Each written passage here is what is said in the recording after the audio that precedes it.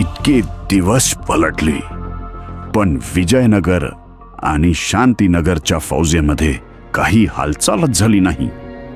गुप्तहेरांनी तर पक्की बातमी दिली होती की विजयनगर आणि शांतीनगरमध्ये लढाई ही काही दिवसांमध्येच होईल. पण इथे तर महिन्याच्या वर झालेला आहे.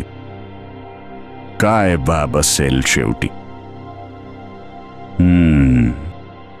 सेनापतीला बोलवावं लागेल.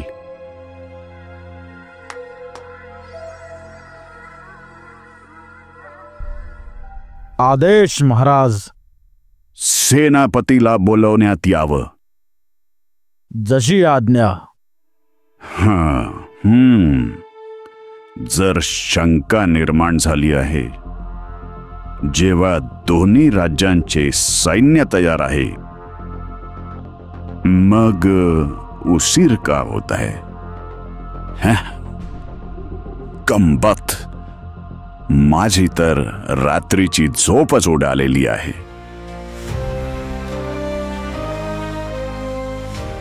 बादशाह सलामत का इकबाल, बुलंद हो. या सेनापती साहेब, काही कोणती चांगली बातमी? नाही महाराज, बातमी तर चांगली नाही आहे. का? काय झालं? तेच कंबख्त तेनालीराम. तेनालीराम? त्याला तर विजयनगरच्या दरबाऱ्यांनी सीमेत बाहेर केलं होतं. हो महाराज, तुम्ही बरोबर बोललेत. राज्यातनं बेदखल झाल्यानंतरही असं काय केलं त्याने की विजयनगर आणि शांतीनगरमध्ये लढाई झाली नाही? तो कंबख्त तेनालीराम शांतीनगर चालला गेला. काय काय तेनालीराम शांतीनगरचा राजदरबारी झालाय? नाही महाराज, नाही. त्या धूर्त तेनालीरामने अशी धूर्त योजना केली की आपले सर्व मनसुबे धुळीला मिळवून टाकले. काय केलं त्याने? तेनालीरामने शांतीनगरच्या महाराजांना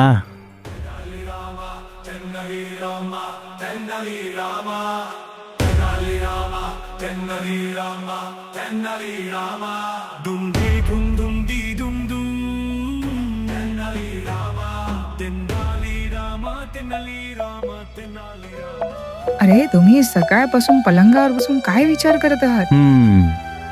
दिशा शोधतोय. दिशा? त्या षडयंत्राची ज्याची सुरुवात जिथून झाली. जर माहीतही झालं तर काय करणार? ती ताकद ज्यांनी षडयंत्र रचलंय तो शांत नाही बसणार. काहीच काळात एक दुसरी चाल चालेल, कुठला तरी नवीन बाण चालेल, आणि दिशा समजल्याने मी त्यावर नजर ठेवू शकेन. नाहीतर विजयनगरवर वार होतच राहतील आणि आम्ही हडबडत राहू. पण हे काम तर सेनापती आणि महाराजांचे आहे. तुम्ही तर फक्त मनोरंजन करणारे विदूषक आहात. हसत हसत मी काहीतरी म्हणून देतो आणि राज दरबारात सगळ्यांना वाटतं की मी विदूषक आहे, मनोरंजनाचं साधन आहे, फक्त हजर जवाबी आहे. तर मग खरं काय आहे? महाराज जो प्रश्न मला विचारतात ते काय एका विदूषकाला विचारण्यासारखे असतात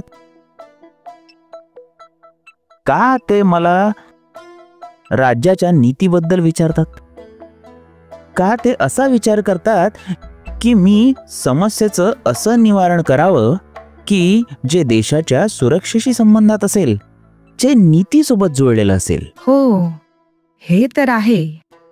अरे, हे एकटक लावून छताकडे काय बघत आहात तुम्ही? जन्म आणि मृत्यूचा खेळ बघतो आहे.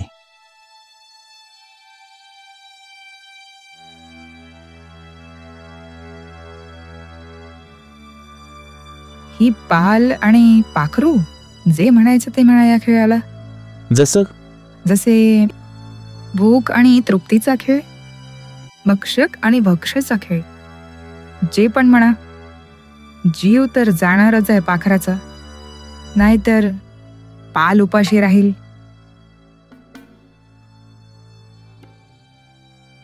अच्छा, सोडा ही पाखराची गोष्ट.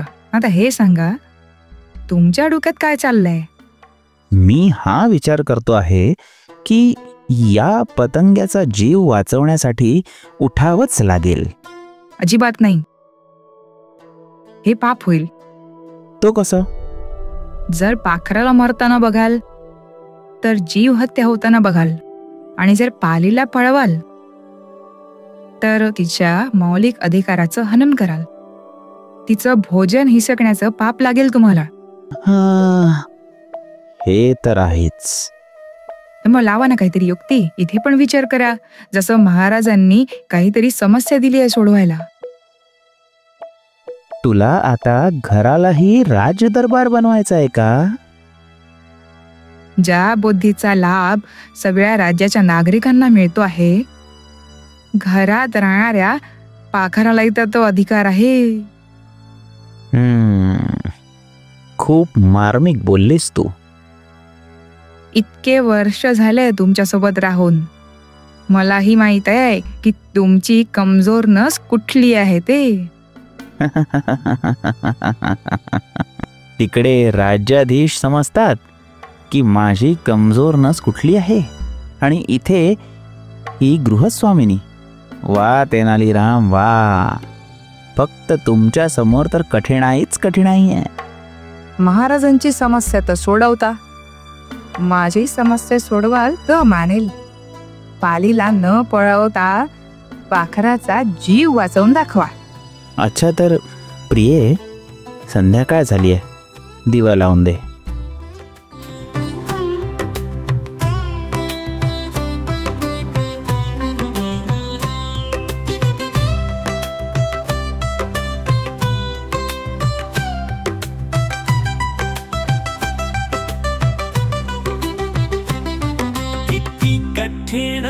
किती अनोखी भक्षक भक्षयांचीच गोची. तर त्याने जे केलं त्याशिवाय त्याच्याकडे काही पर्याय नव्हता. शांतीनगर शिवाय तो जाऊ तरी कुठे शकला असता. पण त्याचं शांतीनगरला समाचार आणि भेटवस्तू घेऊन जाणं ही नक्कीच एक चतुर चाल होती. आता काय करणार महाराज? परीक्षा. परीक्षा? होय, आम्हाला जाणून घ्यायचं आहे की तेनाली किती चतुर आहे.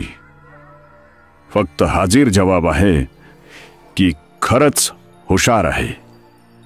मग महाराज, माझ्यासाठी काय आदेश आहे? तेच तर विचार करायचा आहे की कशा प्रकारच्या कठीण परिस्थितीत त्याला टाकायचंय. जसं महाराज कृष्णदेव त्याला काही असा प्रश्न विचारेल किंवा असं कोड देईल आणि ते काम कठीणच नाही तर अशक्य असेल. एका खूप योग्य आणि बुद्धिमानी माणसाला मी ओळखतो. बऱ्याचशा भाषा जाणतो आणि सर्व भाषा इतक्या जबरदस्त बोलतो की त्याची मातृभाषा कुठली हे ओळखू शकणार नाही. तो बऱ्याचशा राज्यांच्या राजदरबारात तो गेलेला आहे, पण सर्व हे ओळखण्यात नाकाम राहिले की त्याची मातृभाषा कोणती आहे. हे ठीक आहे. त्याला सांगा की तो विजयनगर जाईल. आणि तुम्ही अशी परिस्थिती तयार करा की तेनाली रामला महाराजांकडनं हा आदेश मिळेल की तो याचं उत्तर शोधेल. आणि मग मी पाहण्याची इच्छा ठेवतो की तेनाली राम काय डोकं लावेल. पण हे कार्य पूर्ण करणे कठीण तर नाही? मुळीच नाही महाराज.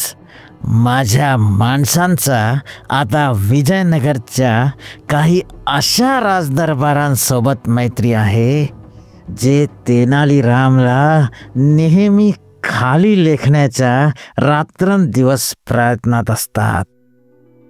फक्त त्यांना एक संकेत देण्याची गरज आहे. पण एक गोष्ट लक्षात ठेवावी लागेल. म्हणजे काय? आपल्या राज्याचे नाव कुठेच मध्ये यायला नको. पण महाराज, या परीक्षेचा उद्देश काय आहे? आम्हाला बघायचं आहे की तेनाली राम किती चतुर माणूस आहे. पण त्यासाठी आम्हाला त्याच्या बऱ्याच परीक्षा घ्याव्या लागतील. तर ठीक आहे, त्या व्यक्तीला मी विजयनगरला पाठवायची व्यवस्था करतो. विचारांचं इथे सौद चालताय, कारथेव तू जमिली ताडला कावली साप सरसरतो, चूक नको सौद चाल पाहिजे ना, पाहिजे ना. विचारांचं इथे सौद चालत,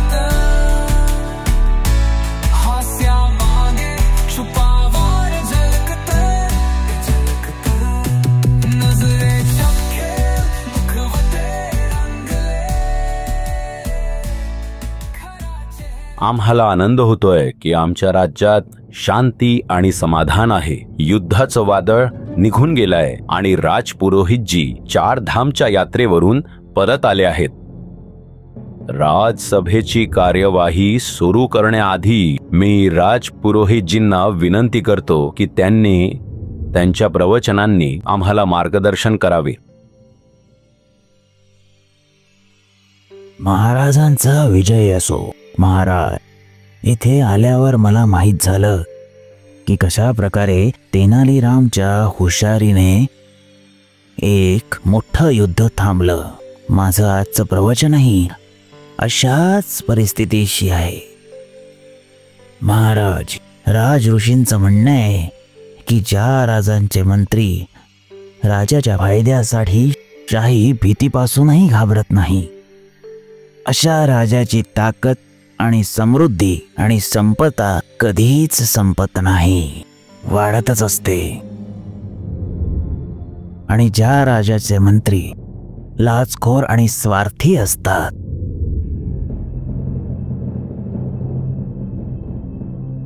जे आपल्या फायद्यासाठी राज्याच्या फायद्यापेक्षा जास्त महत्त्व देतात,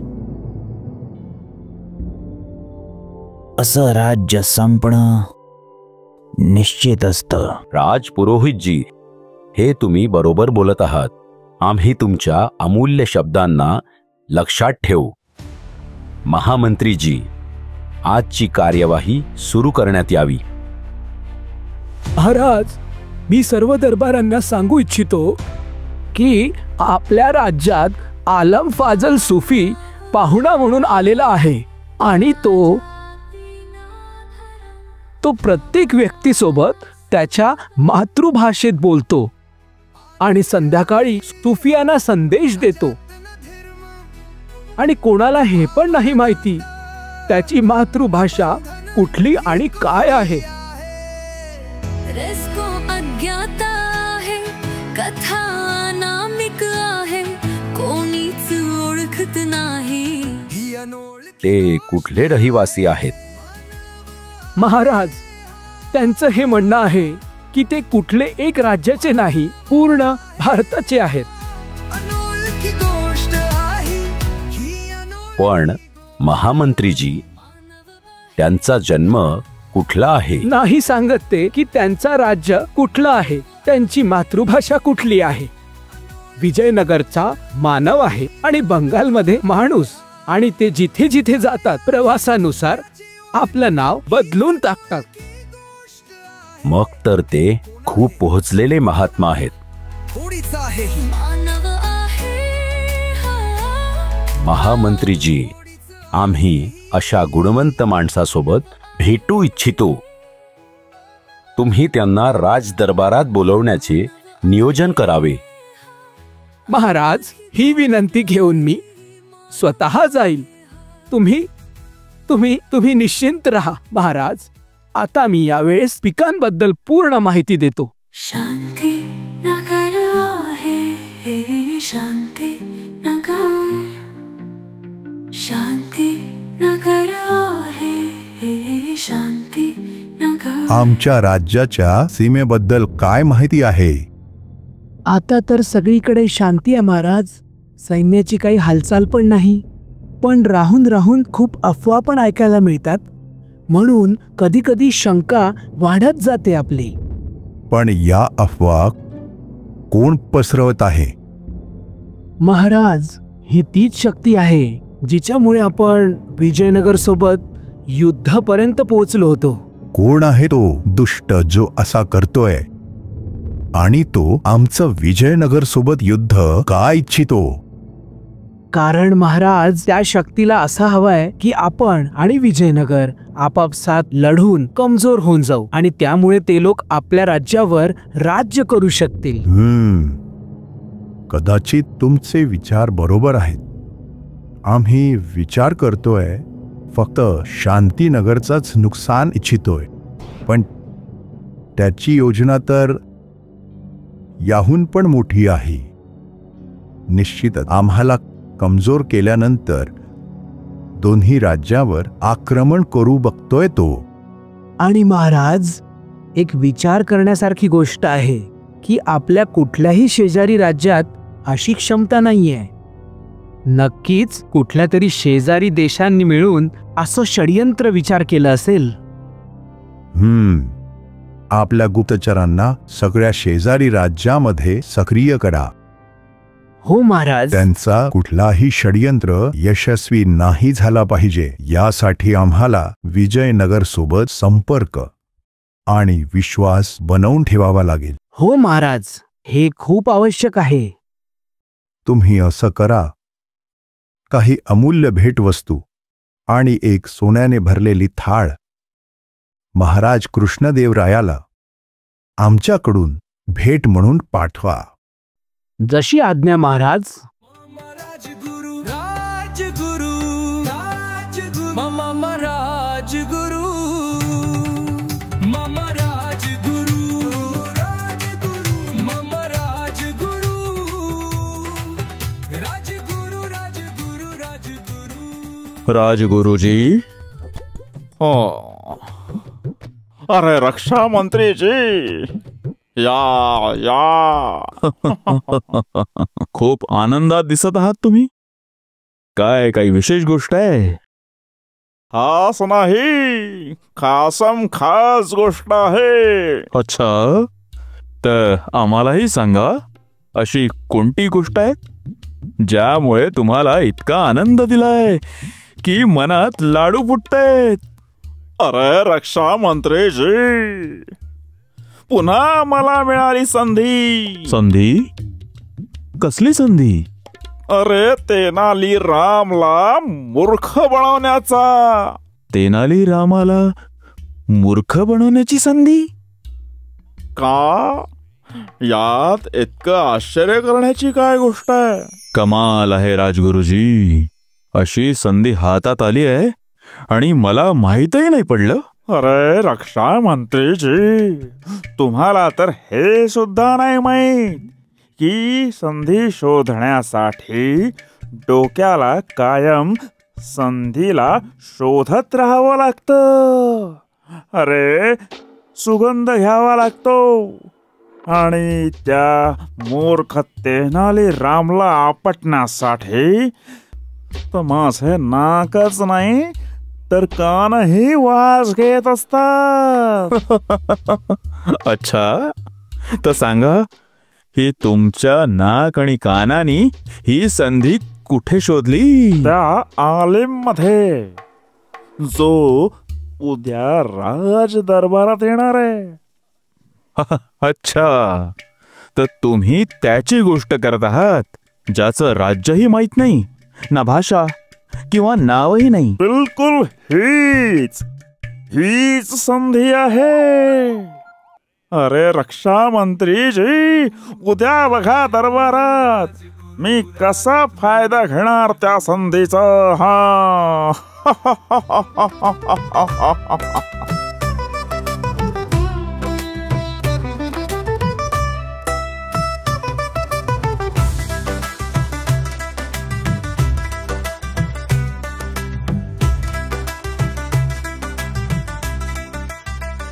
भक्षक आणि भक्ष्याची गोष्ट, गूढ अशी चक्राची कोष्टक. कधी शिकारी कधी बळी, नियती खेळते डाव मुळी.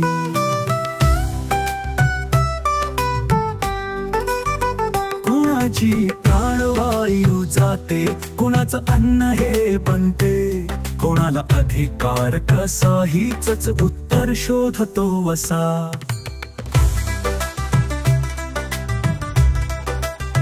जीवन धावतो स्वप्ना मागे, मृत्यू उभा त्या वळणावर लागे.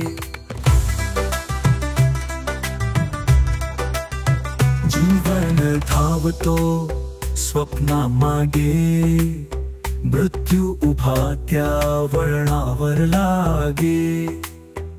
सत्य कुठे आणि भ्रम कुठे, जगणंच एक गूढ नाट्य वाटे.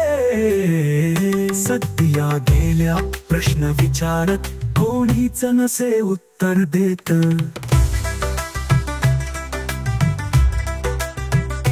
भक्षक का भक्ष कोण, कधी ना सुटली चिरंतन कोड. जीवन भाणवायू जाते, कुणाचं अन्न हे बनते. कोणाला अधिकार कसा, हीच उत्तर शोधतो असा.